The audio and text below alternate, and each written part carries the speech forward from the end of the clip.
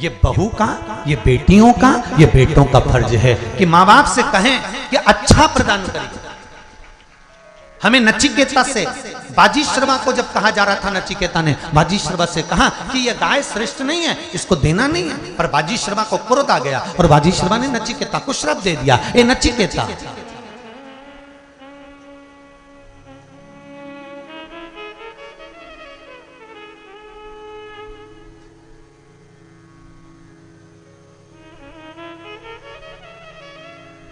ए नचिकेता,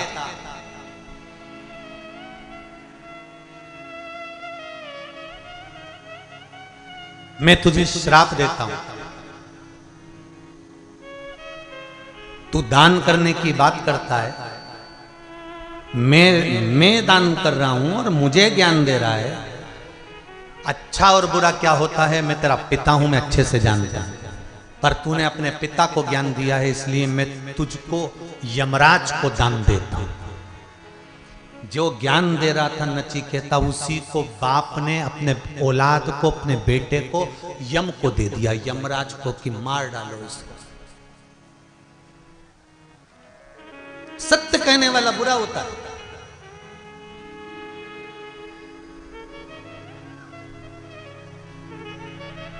जो सत्य कहेगा ना वो बहुत बहुत बुरा होगा महाराज।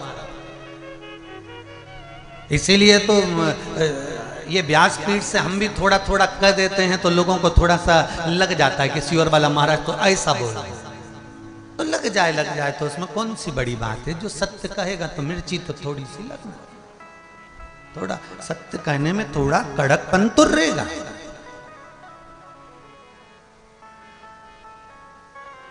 कई पति नरक चले गए झूठ बोल बोल। जब पत्नी तैयार होके आती थी और पति से पूछती थी मैं कैसी लग रही, पति हमेशा कह देता था तू बहुत जोरदार लग रही है, एकदम हीरोइन लग रही है, एकदम बढ़िया दिख रही है। पर एक बार दिल से नहीं कह पाया कि तू ऐसी लग रही जैसे हरी घास में भैंस चल रही। एक बार नहीं बोल पाया, क्योंकि बोल देता तो ये की हालत खराब कर देगा। वो जब तैयार होके बाहर आए तब ये तारीफ करे, बहुत जोरदार लग रही, बहुत जोरदार लग रही। और एक आध दिन तैयार होके आई और बाल खुल्ला और बिंदी लाल, आंख में काजल और दांत थोड़े बाहर और मुंडा पे लिपस्टिक, और जो दम से सामने आई और आते से पूछे भेरू कैसी, तो भेरू पांव पड़ के कह दे जगदम्बा पावागढ़। तू तो अब सत्य नहीं बोल सकता बेटा, सत्य बोले तो बोले कैसे। यहां तो सत्य बोलने वाले का मुंह बंद कर दिया जाता है। दिवाली के दिन एक छोटा सा बच्चा, दीपावली के दिन सवेरे सवेरे चिल्ला रहा था राम नाम सत्य है, राम नाम सत्य है, राम नाम सत्य है। मम्मी कपड़े धो रही थी, थोड़ी देर बाद इसको धो दिया।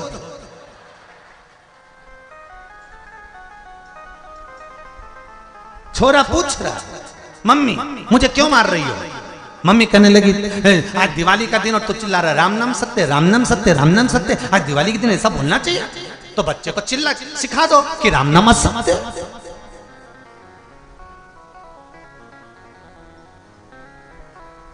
अरे हम तो कहते हैं दिवाली और होली मिलने जाओ तो हैप्पी होली हैप्पी दिवाली मत कहो, डायरेक्ट जाकर कहो काका जी राम नाम सत्य है।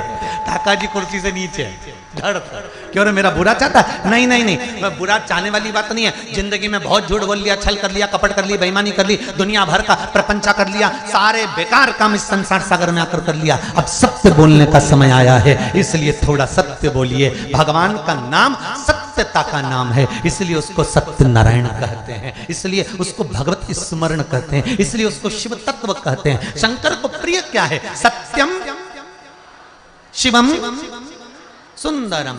सत्य आया तो शिव मिल गया, और शिव मिल गया तो जीवन सुंदर हो गया। नचिकेता ने सत्य कह दिया। बाजीश्रवा ने क्रोध में आकर कह दिया मैं तुझे यमराज को दान देता हूं। नचिकेता की आंख में जल नहीं भरा? मृत्यु की खबर सुनकर लोग रो देते हैं, मृत्यु की सूचना पाकर लोग रो देते हैं। शरीर में रोग हो गया, आपकी आंख में आंसू आ गया, बहुत बड़ी बीमारी हो गई गुरुजी, बहुत रोग हो गया है, बहुत बड़ी बीमारी हो गई गुरुजी। कोई ने कैंसर बता दिया, कोई ने ट्यूमर बता दिया, कोई ने ये बता दिया, कोई ने वो बता दिया। डॉक्टर कह रहे हैं कि अब तुम्हारे पास समय कम है गुरुजी। लोगों ने कह दिया कि समय कम है ना। राजा परीक्षित की भी तो कथा कहती है, कितने दिन थे उसके पास? अरे जम के तो बोलो, ओनली 7 days, मात्र 7 दिन।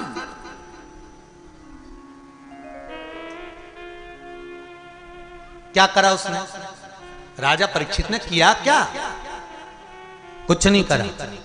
सबसे पहले अपने बेटे को राजपाट दिया और असली गुरु की तलाश करने गए। और आज के जमाने में सबसे कठिन काम यही है, क्या? असली गुरु ढूंढना। क्योंकि आज के जमाने में असली घी नहीं मिले तो असली गुरु कैसे मिले?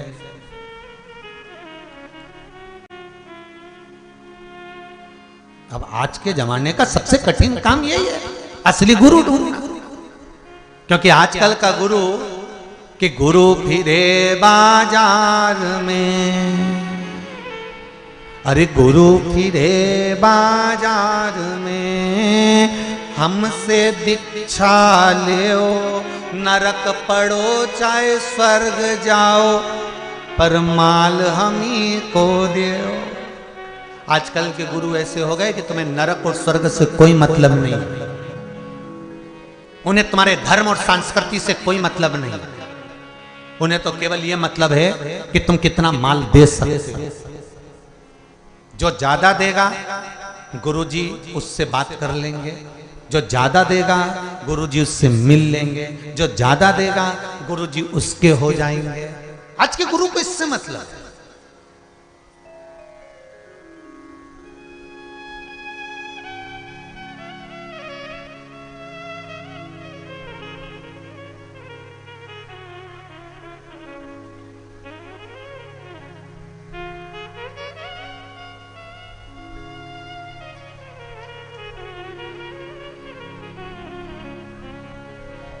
पर राजा परीक्षित ने असली गुरु की तलाश करी। 350 गुरु मिले, फिर भी उनको छोड़कर असली गुरु श्री सुखदेव जी महाराज के पास पहुंच गए। और सुखदेव जी महाराज जब मिले तब उन्होंने ये नहीं कहा कि 7 दिन में मैं तेरे प्राण बचा लूंगा।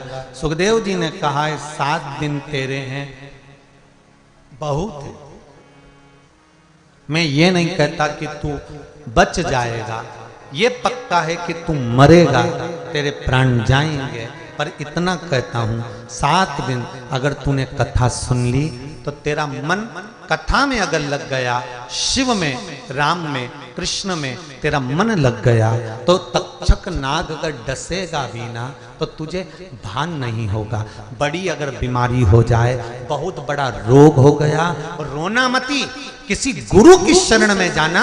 और शिव महापुराण की कथा, अगर शरीर इतना बेकार हो गया कि तुम कथा के पंडाल में नहीं जा सकते, कथा सुनने नहीं जा सकते, इतनी बड़ी बीमारी हो गई, तो एक काम करना, मोबाइल पर सुनना, आस्था चैनल पर सुनना, पर शिव महापुराण की कथा में चित्त, दिल, हृदय लगा लो। जो समय बचा है वो शंकर में लगा लो।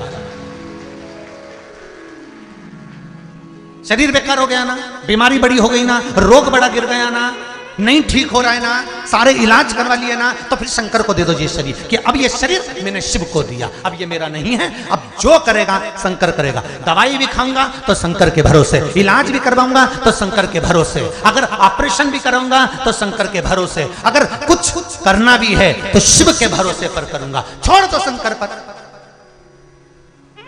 बीमारी हुई है ना। रामकृष्ण परमहंस स्वामी विवेकानंद जी के गुरु मां देवी से आमने और सामने बात करते थे रामकृष्ण परमहंस। रामकृष्ण परमहंस जी मां जगदम्बा से आमने और सामने बात करते थे और उनको कैंसर हो गया। और स्वामी विवेकानंद जी हाथ जोड़कर कहते हैं, गुरुदेव आप देवी से बात करते हो, वो आपके सामने प्रकट होकर बात करती है, गुरुदेव एक बार तुम उससे कह दो ना कि तुम्हारा कैंसर समाप्त कर दे। गुरुदेव आप बोलो तुम मां से। रामकृष्ण परमहंस जी से बार बार स्वामी विवेकानंद ने जब विनती करी, तब स्वामी विवेकानंद जी के कहने पर रामकृष्ण परमहंस जी ने कहा, कल जब देवी मेरे सामने आएगी तो मैं बात कर लूंगा। स्वामी विवेकानंद जी ने एक कमरे में रामकृष्ण परमहंस जी को अंदर बिठाया और बाहर से दरवाजा लगाकर बैठ गए कि आज मेरे गुरुजी माता रानी से कहेंगे कि माँ मेरा कैंसर ठीक कर दो। जब रामकृष्ण परमहंस जी के सामने माँ कालका, माँ दुर्गा, माँ भवानी, माँ चामुंडा सामने प्रकट हो गई, माता ने पूछा, पुत्र पुत्र? हाँ माँ। कैसा है बाबू, कैसा है? रामकृष्ण परमहंस जी मुस्कुरा के बोले, मां जब तक बेटा मां के सामने है ना तो खुश ही है ना मां। बेटा आज मैं कुछ तुझे देने के लिए आई हूं, पर तेरे कहने पर दूंगी। बेटा रोता है ना तो ही मां दूध खिलाती है, नहीं तो मां बच्चे को खिलौना देकर पटक देती है कि खेलते रहो। रामकृष्ण परमहंस जी से मां दुर्गा कह रही है, तू कहेगा। आज मैं दिल से कहती हूं, रामकृष्ण परमहंस मांग। ए परमहंस आज तू मांग ले, तुझे जो चाहिए। तेरी मां तेरे सामने खड़ी है। रामकृष्ण परमहंस जी कहते हैं, मां एक वर दे दे, जब मेरे प्राण छूटे मैं तुझ में समा जाऊं, दिखूं नहीं संसार को, तुझ में समा। भारत की भूमि का पहले संत हैं रामकृष्ण परमहंस, जिनकी बॉडी नहीं मिली, जिनका शरीर नहीं मिला मरने के बाद, जिनका शव नहीं मिला, जिनकी समाधि नहीं बनी। रामकृष्ण परमहंस भारत की भूमि के वो पहले संत हैं जिनकी बॉडी नहीं थी मरने के बाद, जिनका अंतिम संस्कार नहीं हुआ, जिनका शरीर नहीं था मरने के बाद। क्यों? क्योंकि जिस समय रामकृष्ण परमहंस जी के प्राण छूटे थे, उस समय मां शेरा वाली दुर्गा भवानी रामकृष्ण परमहंस को गोदी में लेकर अपने हृदय में समा ली थी। रामकृष्ण परमहंस था ही, दिखे ही नहीं।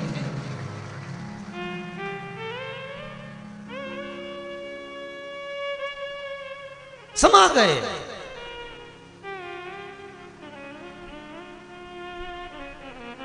अगर बीमारी ज्यादा बड़ी है तो आप शरीर भगवान को दो, शंकर जी को दे दो।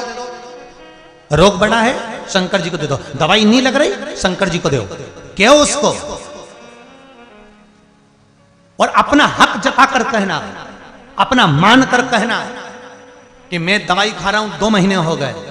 मैंने कथा सुनी है, वो सिवर वाला महाराज चिल्ला चिल्ला के कह रहा था कि शंकर पर विश्वास करो, अभी तक नहीं आया था तेरे दरवाजे। जैसे आप अपने परिवार से बात करते हो वैसा उससे तो कहो, मुंह से बोलने की जरूरत नहीं पड़ेगी भाई। एक बार दिल से कहकर तो देखना, साफ सामने खड़ा मिलेगा, कह देगा तू क्यों चिंता करता है, अभी तक तूने विश्वास नहीं करा था, अब तूने शंकर पर विश्वास करा है ना, डूबने नहीं दूंगा। रोग तेरा है, सही मुझे करना है, तू चिंता मत कर, मैं तुझे संभाल जाता। उसको कहो। कभी कभी ऐसा लगता है शिव सामने खड़ा हो जाता है, उसको पहचान। शंकर कभी नहीं आकर कहेगा कि मैं तेरे साथ हूं। कोई उसका भक्त आएगा आप लोगों के बीच में और कहकर चले जाएगा कि उसको पहचान लो, सामने है वो, दिल से कहो तो। कली काल में, कलयुग में इतनी बीमारियां हैं, इतना रोग है, इतना दुख है, प्रत्येक मनुष्य को टेंशन, डिप्रेशन, दुख, तकलीफ सबको है। संसार में ऐसा कोई जन्म ही नहीं जिसको तकलीफ नहीं, और ऐसी कोई तकलीफ नहीं जिसका कोई हल नहीं। और वो हल केवल शिव है, केवल शिव। उसके मंदिर में जाकर, उसके पास में बैठकर, राम मंदिर में जाओगे तो राम दूर हैं, कृष्ण मंदिर में जाओगे कृष्ण दूर हैं, दत्त मंदिर में जाओगे दत्त दूर हैं, देवी मंदिर में जाओगे देवी दूर है। केवल एक शंकर ही ऐसे हैं जो आपके बीच में शिवलिंग के रूप में विराजमान है। उसको स्पर्श कर कर भी, आप उसको गले लगा कर भी कह सकते हो कि बहुत दुखी हूं मैं, आज मुझे संभाल ले, मेरा कष्ट तू जान ले, मैं बहुत कष्ट में हूं, तेरे सिवा कोई नहीं है मेरा।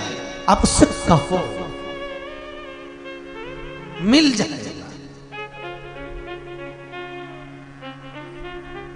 नरसिंह मेहता के बड़े भाई और बड़ी भाभी ने धक्के मार कर निकाल दिया था।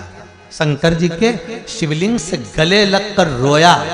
श्री नरसिंह मेहता, संत नरसिंह मेहता, भगत नरसिंह मेहता शिव जी से गले लगकर रोते हैं तो शंकर भगवान प्रकट होकर कहते हैं तुझे क्या चाहिए। नरसिंह तो कहता है मैं सांवरिया सेठ का भक्त हूं और प्रकट शंकर जी हो गए।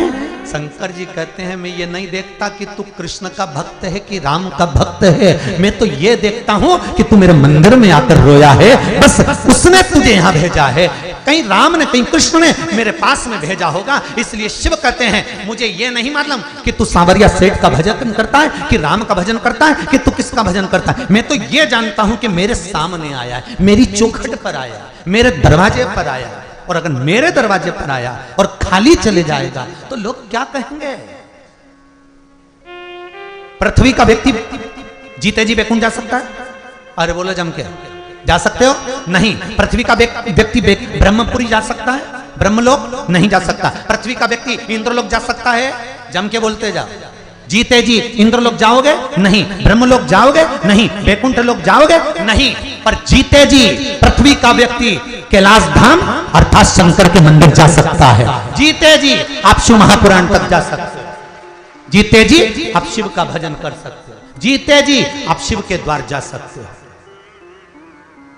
उससे कह सकते हो, चित्त वृत्ति उसमें लुटा सकते हो।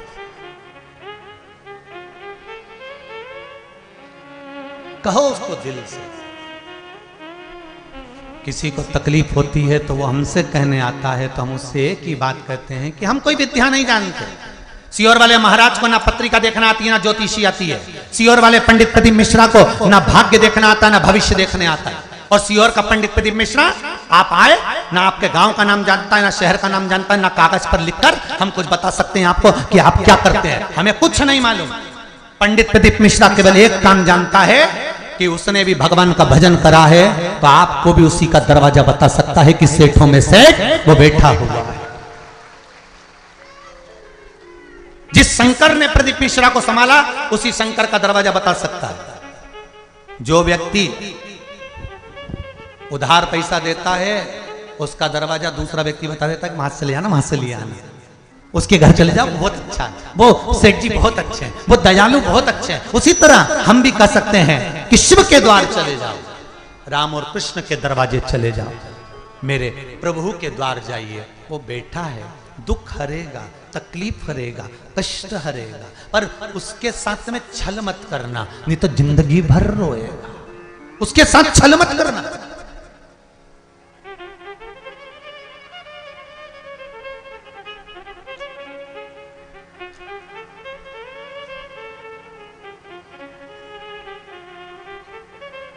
मौका देने वाले को कभी धोखा मत देना।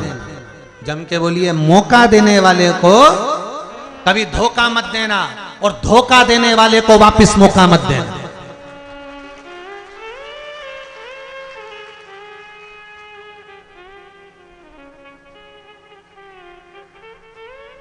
शिव से कह दो एक, भोलेनाथ दया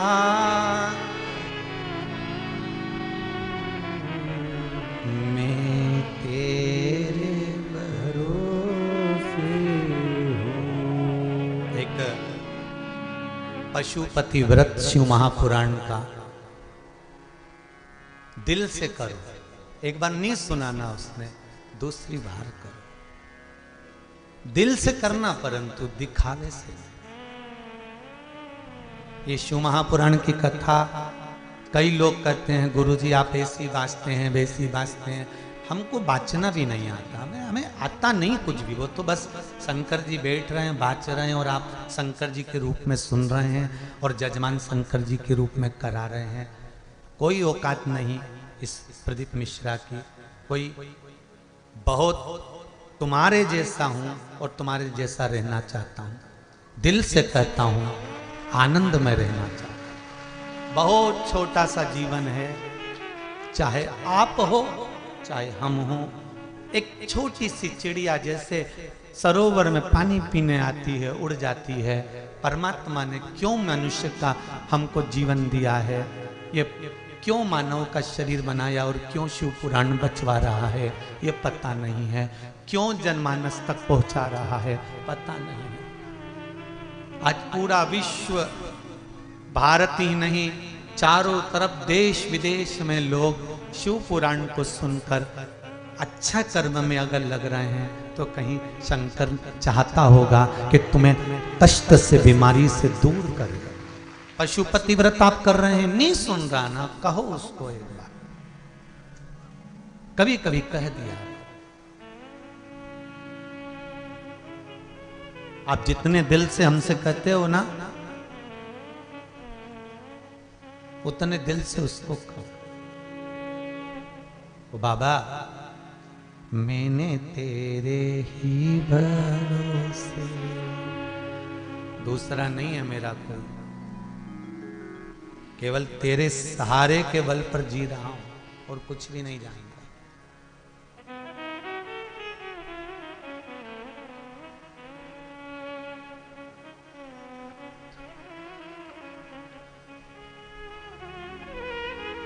और फिर कहूंगा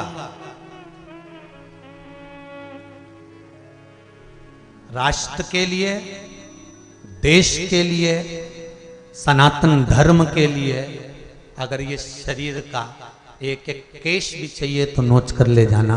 ये राष्ट्र के लिए ये शरीर है, सनातनियों के लिए शरीर है, दे दो, उसके लिए बना।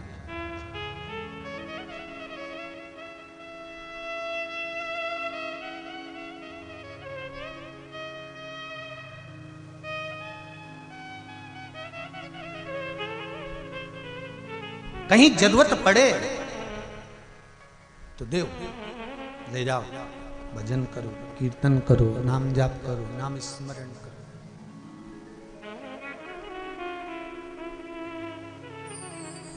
एक बात और कहना चाहेंगे, कहीं भोजन भंडारे होते हैं, नवरात्रि आएगी भंडारे चालू हो जाएंगे, श्रावण महीना आएगा भंडारे चालू हो जाएंगे।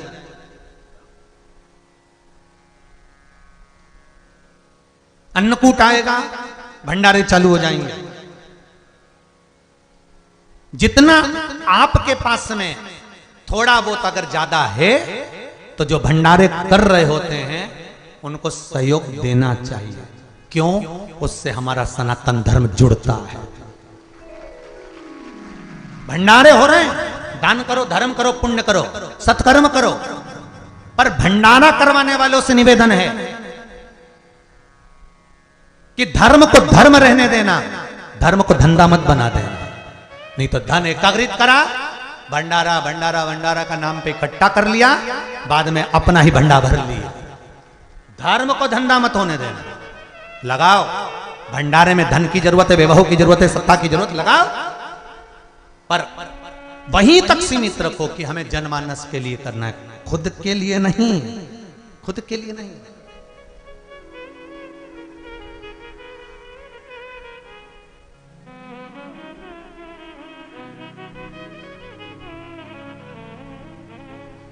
धर्म करो, दान करो, पुण्य करो, सत्कर्म करो, खूब करो, मना नहीं, पर उसको सत्कर्म की ओर रखो। उसमें कहीं दिखावा नहीं, कोई ढोंग नहीं, कोई प्रपंच नहीं। नचिकेता को यमराज को दे दिया पिता ने कि तू मैं दान कर रहा था तो तूने मुझे ज्ञानोपदेश क्यों? और गलत क्या कहा नचिकेता? नचिकेता तो सही बोल रहा है। नचिकेता ने तो सत्य कहा कि आप गाय दान दे रहे हो, वो भी ऐसी गाय दान दे रहे हो जिस गाय का कोई मूल तत्व ही नहीं है, जो गाय दूध ही नहीं देती, जो एकदम दुर्बल है, जो एकदम बीमार है, एक कष्ट में, और ऐसी गाय दान दे रहे हो ब्राह्मण को। तो नचिकेता ने मना करा, पर पिता ने नचिकेता को यमराज को दान दे दिया। मैं तुझे यम को दान देता हूं। यमराज आया, क्या बात है, क्या बात है बाजीश्रवा, क्या चाहते हो? बाजीश्रवा ने कहा मेरे बेटे को ले जाओ उठाकर। यमराज मुस्कुराया और बाजीश्रवा से कहा आप कहते हो कि बेटे को उठाकर ले जाओ? हाँ, क्यों? बस इसने मेरा मन दुखाया, इसको ले जाओ। नचिकेता को यमराज लेकर चले। देखिएगा जरा, जब अच्छा कर्म कर कर कोई व्यक्ति मरता है तो यमराज भी उसके लिए 5 स्टार होटल खोल देते हैं। अगर अच्छा कर्म कर कर कोई मरता है तो यमराज भी उसको 5 स्टार होटल खोल देते हैं। और अगर अच्छा कर्म करने की जगह बुरा कर्म कर कर मरते हो तो तुम्हारी हालत कैसी होती। देखो, अब बाप ने बेटे को यमराज के हाल छोड़ दिया कि इसको ले जाओ, और नचिकेता को लेकर यमराज जाने लगे। तो यमराज हाथ जोड़कर नचिकेता से पूछते हैं, नचिकेता जी ये बताओ आपके लिए क्या व्यवस्था करूं मैं? आपके पिता ने हमें दे दिया है आपको, तुम मर चुके हो, तुम्हारे प्राण जा रहे हैं, आप बताओ क्या करना है हमें? तो नचिकेता ने कहा यमराज, यम का काम क्या है कि दंड देना। जब दंड देने का काम है तो आप हमें दंड दीजिए, आप हमें कष्ट दीजिए। यमराज कहते हैं कष्ट तो दे दें, मना नहीं है, पर आपने गलत क्या किया?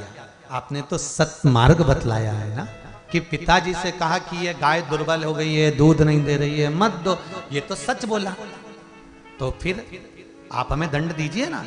तो यमराज कहते हैं सत्य बोलने वाले को यमपुरी में कभी दंड नहीं मिल सकता, उसको तो सम्मान मिलता है, उसको सम्मान मिलता। इसीलिए मेरे शंकर को सत्यम शिवम सुंदरम प्रिय है, मेरे शिव को सत्य प्रिय है। कहो, छाती ठोक कर कहो, सत्य कहो।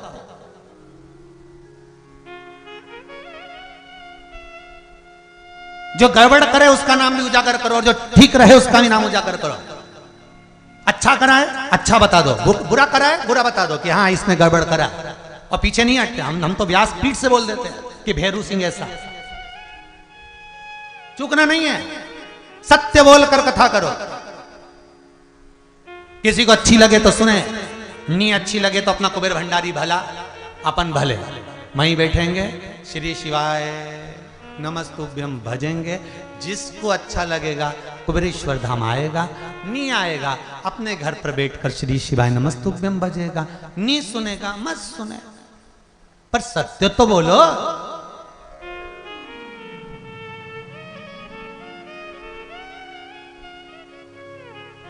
नचिकेता, हम तुम्हें लेकर चल रहे हैं, तुम जो चाहो मांग लो। नचिकेता कहते हैं कि यमराज का काम वर देने का नहीं है, यमराज का काम तो प्राण लेने का है। आप प्राण लीजिए, ले जाइए हमको। यमराज कहते हैं किसी की सामर्थ्यता नहीं, सतमार्ग पर, अच्छे मार्ग पर, नेक कर्म करने वाले को, सतमार्ग पर चलने वाले को, धर्म करने वाले को, धर्म की ध्वजा फहराने वाले को, भगवान के भजन करने वाले को, भगवत स्मरण करने वाले को कोई मार दे, ये किसी की सामर्थ्यता नहीं है। अगर भगवान ने हाथ पकड़ कर रखा है तो पांव खींचने वाला कितना खींच ले, गिरने नहीं देगा मेरा शंभू, वो पकड़ कर रखे। भजन शिव का करो। कितने लोग मंदिर जाते हैं शंकर जी को? हाथ उठाओ जरा। सब जाते हो? बहुत बढ़िया, रख लो, जाना चाहिए। जाओ, एक लोटा पानी ले गए, चढ़ाया है।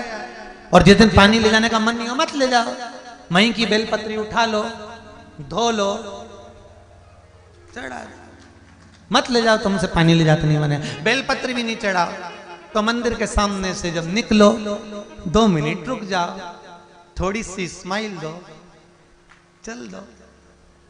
इस्माइल से तो ना जाने कितने पट गए, तो शिव नहीं पटेगा। एक इस्माइल क्योंकि शंकर की कथा ही तो कहती है कि मुरझाया हुआ फल पसंद नहीं शंकर को, मुरझाया हुआ पुष्प पसंद नहीं शंकर को, और मुरझाया हुआ चेहरा पसंद नहीं शंकर को। स्माइल प्लीज, मुस्कुराते रहे, स्माइल दीजिए। अरे कहीं फोटो खिंचवाने जाते हो ना, तो फोटो वाला भी कहता है तुम लोग घर से कितने भी तैयार होके चले जाओ, भले पटली लगा के पिन खोस के, तुम कितने ही जोरदार तरीके से अच्छे से चले जाओ, और फोटो वाले के पास जाके और तुम बढ़िया आराम से ऐसे बैठ जाओ, और फोटो वाला फोटो खींचता है। कितनी देर लगती है उसको फोटो खींचने में? केवल वो बटन दबाएगा, 1 सेकंड भी नहीं लगता, क्षण मात्र, और वो बटन दबेगी और फोटो खींचेगा। और फोटो वाला क्या बोले? Smile please. बोलता कि नहीं बोलता? एक काकी स्माइल प्लीज। क्यों बोलता है? क्योंकि फोटो वाले को मालूम है कि मैं जब फोटो खींचूंगा तो कितनी भी अच्छी सजी हो, कितनी भी अच्छा श्रृंगार करा हो, अगर चेहरे पर स्माइल नहीं होगी तो फोटो अच्छा आएगा क्या? नहीं आएगा ना। तो तुम फोटो वाले के पास जाओ और वो बोले स्माइल प्लीज, तो तुम मुस्कुरा, अब मुस्कुराओगे तो अच्छा आएगा। और मालूम पड़े फोटो वाला के स्माइल प्लीज और तुम धापो की बाई की तरह, और वो तो फोटो तो बिगड़ेगा। अब फोटो अच्छा लाना और बिगाड़ना तुम्हारे हाथ में। उसी तरह जैसे फोटो वाला फोटो खींच रहा है, एक क्षण लगेगा, अच्छा और बुरा तुम्हें लाना है। उसी तरह अंतिम समय में मेरा भगवान यमराज को कैमरा लेकर भेजेगा, वो भी बटन दबाएगा, प्राण छूटेंगे। उतनी देर में तुमने शिव कह लिया तो फोटो सुधर गया, और अगर संसार में पड़ गए तो फोटो बिगड़ गया। स्माइल प्लीज, मुस्कुरा कर कहो श्री शिवाय नमस्तुभ्यं। मुस्कुराते हुए, मुस्कुराने का लाभ केवल भगवान ने मनुष्य को दिया है। कभी बकरी नहीं मुस्कुराती है, कभी तुमने देखा चींटी को मुस्कुराते हुए है? झिंगुर कभी मुस्कुराया? जुआ कर दी ना, जुआ कभी मुस्कुराएगा? नहीं मुस्कुराए। तो कभी जुआ कभी नहीं मुस्कुराए, झिंगुर नहीं मुस्कुराए, चूहा वो भी नहीं मुस्कुराए, छछुंदर वो भी नहीं मुस्कुराए। तो मुस्कुराना तो केवल एक मनुष्य को सिखाया है भगवान ने। क्यों? भगवान ने कहा जब कुछ काम ना बने, कोई कितना भी नाराज हो, आप स्माइल देकर एक बार उससे बात तो करो। सास कितनी भी रूठी हो, उससे प्रसन्न होकर बोलो तो मम्मी क्या बात है, तू बोल तो डुकरिया क्या बात है, स्माइल में कहो तो सरी। सास खुश हो जाएगी और तुरंत कहेगी कहां से आई रीवा सतना की है, बिलासपुर की है। प्रसन्नता में वो सुख है। तो शिव मंदिर के बाहर अगर कुछ नहीं दे सकते तो मंदिर के दरवाजे से निकलते हुए शिव का नाम लेते हुए स्माइल देकर चले जाओ। इतना भी नहीं कर सकते तो अपने दरवाजे से ही शंकर के मंदिर का शिखर का दर्शन कर लो, क्योंकि वो खिड़की में से ही देख लेगा ना तो निहाल कर देगा। बहुत है उसके लिए, उसका शिखर दर्शनम सर्व पाप नाशनम बहुत है।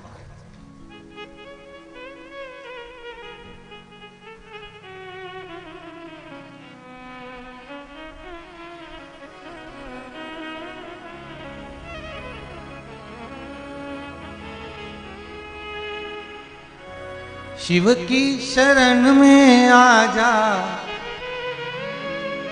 भोले की शरण में एक बार आजा आजा, शिव की शरण में एक बार आजा आजा, शिव की शरण में।